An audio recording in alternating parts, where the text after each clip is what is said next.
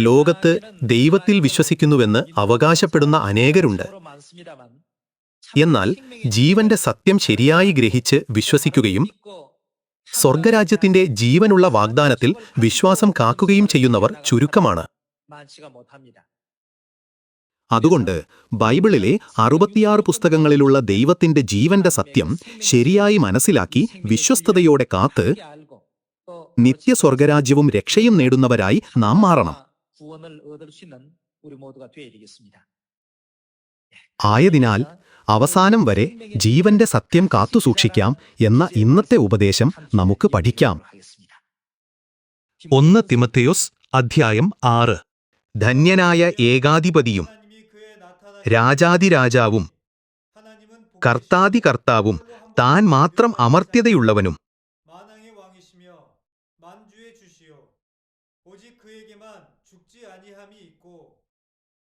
താൻ മാത്രം.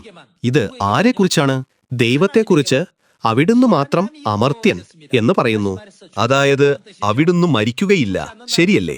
മരിക്കുന്നില്ല എന്നതിനെ മറ്റൊരു വാക്കിൽ പറഞ്ഞാൽ അത് എന്താണ് അർത്ഥമാക്കുന്നത്? അവിടുന്ന് നിത്യജീവനുള്ളവനാണെന്നർത്ഥം. അവിടുന്ന് ഒരിക്കലും മരിക്കുകയില്ല. അതായത് അവിടുന്ന് നിത്യജീവൻ തന്നെയാകുന്നു. ദൈവത്തിനു മാത്രം നിത്യജീവനുണ്ടെങ്കിൽ നമുക്കെങ്ങനെ നിത്യജീവൻ ലഭിക്കും? ഞാൻ ദൈവത്തിൽ വിശ്വസിക്കുന്നു എന്നു പറഞ്ഞുകൊണ്ട് നിത്യജീവന്റെ ഉറപ്പും വാഗ്ദാനവുമില്ലാത്ത ഒരു സഭയിൽ സംബന്ധിച്ചാൽ ആ പാത ജീവനിലേക്കല്ല, നാശത്തിലേക്കാണ് നയിക്കുക. പിന്നെ ദൈവം തനിക്കുള്ളത് എല്ലാ മനുഷ്യരുമായും പങ്കിടുന്നത് എങ്ങനെ സാധ്യമാക്കി എന്ന് യോഹന്നാൻ 6-ാം അധ്യായത്തിലെ സത്യം പര്യവേക്ഷണം ചെയ്യാം. നമുക്ക് യോഹന്നാൻ 6-ാം അധ്യായം 53-ാം വാക്യം നോക്കാം.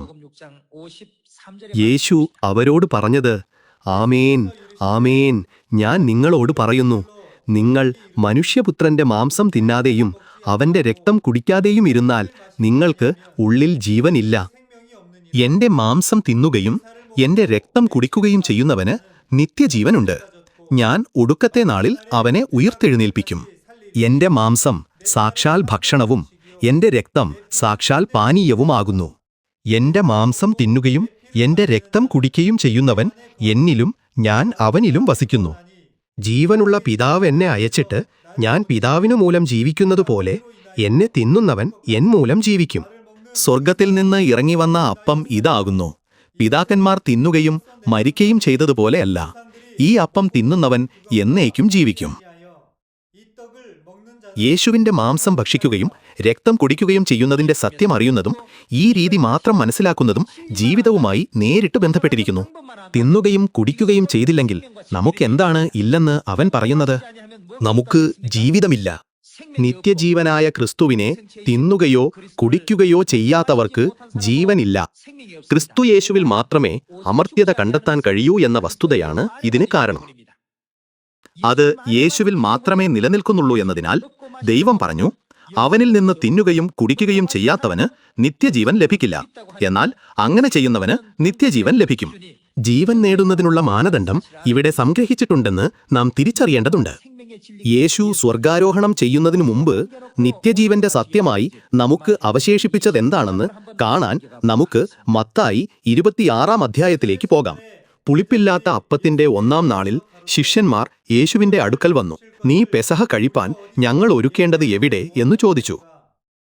അവർ ഭക്ഷിക്കുമ്പോൾ യേശു അപ്പമെടുത്തു, വാഴ്ത്തി നുറുക്കി ശിഷ്യന്മാർക്ക് കൊടുത്തു. വാങ്ങി ഭക്ഷിപ്പിൻ, ഇത് എന്റെ ശരീരം എന്നു പറഞ്ഞു. പിന്നെ പാനപാത്രമെടുത്തു, സ്തോത്രം ചൊല്ലി അവർക്ക് കൊടുത്തു. എല്ലാവരും ഇതിൽ നിന്നു കുടിപ്പിൻ. ഇത് അനേകർക്കു വേണ്ടി പാപമോചനത്തിനായി ചൊരിയുന്ന പുതിയ നിയമത്തിനുള്ള എന്റെ രക്തം. യേശുവിന്റെ മാംസം ഭക്ഷിക്കാനും രക്തം കുടിക്കാനും നമ്മെ അനുവദിക്കുന്ന പെസഹ ആചരണത്തിന്റെ സത്യത്തിൽ ദൈവം തന്റെ ഇഷ്ടം കൊത്തിവെച്ചു. യേശുവിന്റെ മാംസം ഭക്ഷിക്കാനും രക്തം പാനം ചെയ്യാനും നമ്മെ പ്രാപ്തരാക്കുന്ന സത്യം ഇപ്പോൾ പെസഹ പെരുന്നാളിനുള്ളിൽ മറഞ്ഞിരിക്കുന്നു.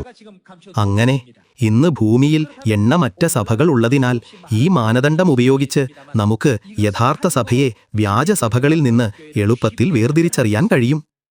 ജീവനില്ലാത്ത സഭയും ജീവനുള്ള സഭയും വെറും കാഴ്ചയ്ക്കപ്പുറം സത്തയെ ഉൾക്കൊള്ളുന്ന സഭയുമായി താരതമ്യപ്പെടുത്തുമ്പോൾ ഒരു മുഖംമൂടി മാത്രമുള്ള പള്ളി അവയെ വേർതിരിച്ചറിയാൻ നമുക്ക് കഴിയണം.